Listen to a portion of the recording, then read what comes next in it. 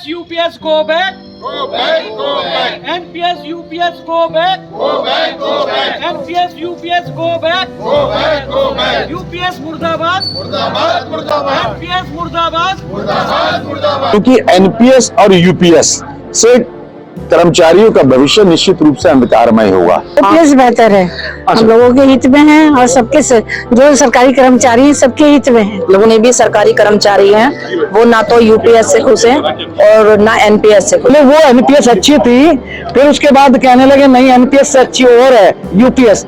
UPS उससे भी ज्यादा छलावा है। नमस्कार, आज हमें मुरादाबाद में केंद्र सरकार ने हाल ही में 8वां वेतन भले ही कर्मचारियों को लागू किया हो, लेकिन कर्मचारी अभी भी संतुष्ट नहीं है और जो उनकी कई सालों से पुरानी मांग है, पुरानी पेंशन को लेकर, उसकी बहाली की मांग सरकार से कर्मचारी कर रहे हैं। आज इसी को लेकर मुरादाबाद के जिला अस्पताल में जो स्वास्थ्य कर्मचारी हैं उन्होंने प्रदर्शन कराया। आइए जानते हैं। भाई साहब, एक बात बताइए, क्या मांग है आप लोगों की और किस तरीके का प्रदर्शन है? देखिए, पूरे हिंदुस्तान के कर्मचारियों की एक ही मांग है जी कि 2005 के बाद जो कर्मचारियों की पुरानी पेंशन व्यवस्था को खत्म कर दिया गया था, उस पुरानी पेंशन व्यवस्था को बहाल किया जाए। ये पूरे हिंदुस्तान के एक एक कर्मचारी की, एक एक शिक्षक की मांग है, क्योंकि एनपीएस और यूपीएस से कर्मचारियों का भविष्य निश्चित रूप से अंधकारमय होगा।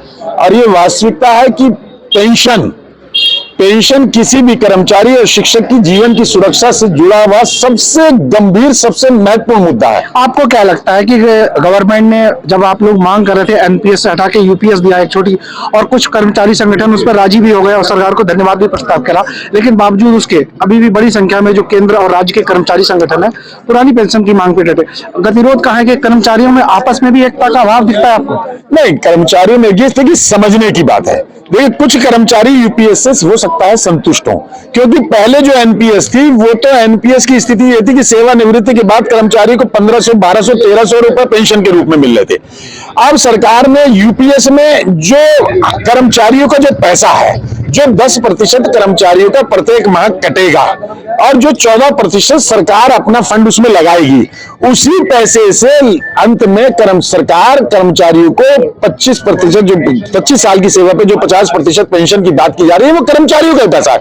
यानी कि कर्मचारी को सेवानिवृत्त होने के समय कुछ नहीं मिलना है, जबकि ओपीएस में कर्मचारियों का जो पैसा है वो कर्मचारियों का पैसा ब्याज सहित उसको मिलता है और कर्मचारियों को पेंशन भी मिलती है। एक बात ये भी कही जा रही है कि जो पहले 10 वर्ष की सेवा थी, अगर वो पूरी जाती थी, उसकी पुरानी पेंशन में उसकी व्यवस्था थी, लेकिन अब ऐसा नहीं है।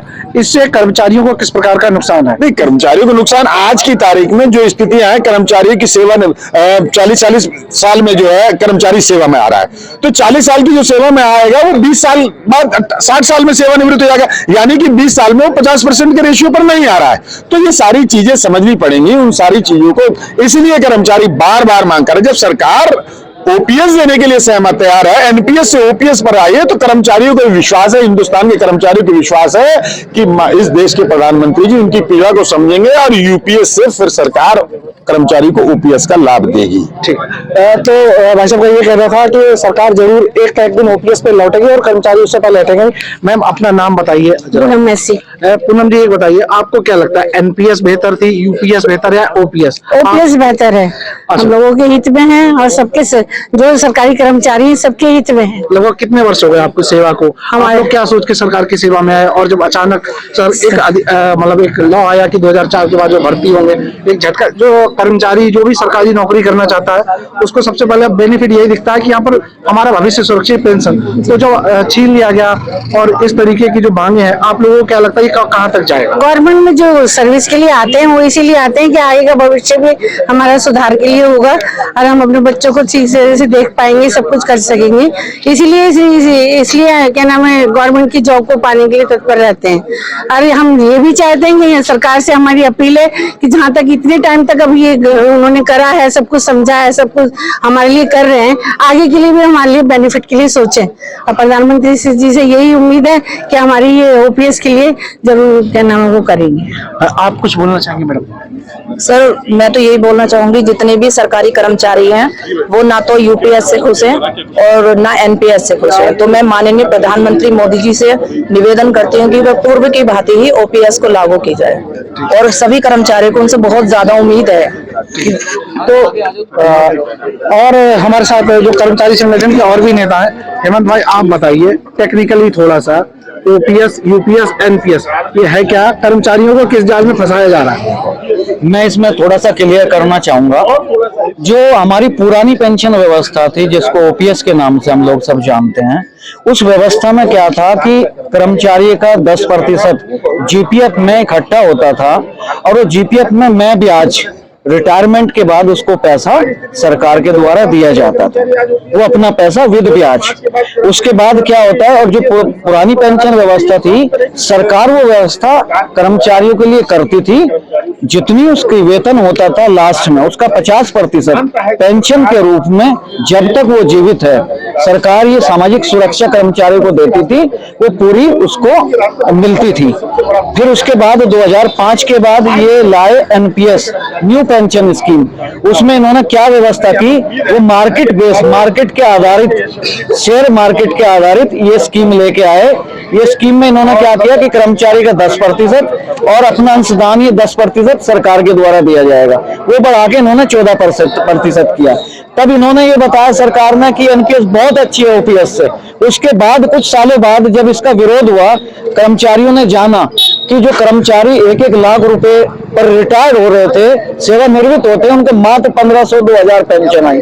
तो सरकार को लगा कि हाँ वाकई में ये खराब है, इससे अच्छी यूपीएस ले आए।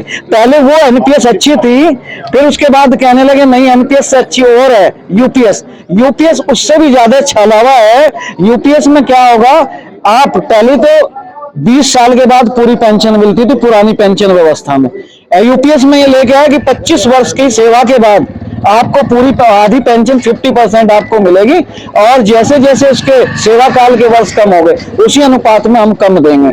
एनपीएस का तमाम अरबों खरबों जो रुपया सरकार के पास है या उनके शेयर मार्केट में लगा हुआ है, वो पैसा सरकार कर्मचारी का नहीं देगी, उसका स्वयं का अंशदान नहीं देगी। अपना 14% तो आप छोड़ दीजिए, वहां भी आप कर्मचारी संतुष्ट हो जाएगा कि चलो हमारा नहीं दे रहे हैं, अपना नहीं दे रहे हैं, तो इनका कम से कम जो इनका अंशदान है, जो इनकी सैलरी का 10% जमा है, कम से कम न ब्याज या शेयर मार्केट के आधार पर वो हमें लौटाया जाए, वो भी देने को तैयार नहीं। ये उससे भी बुरी स्कीम मैं कहूंगा, यूपीएस एनपीएस से भी अगर हम तुलना करें तो उससे भी बुरी स्कीम ये लेके आए। उसका हम आज पूरा कर्मचारी समाज, शिक्षक समाज सब उसका विरोध आज कर रहा है इस प्रदर्शन के माध्यम से।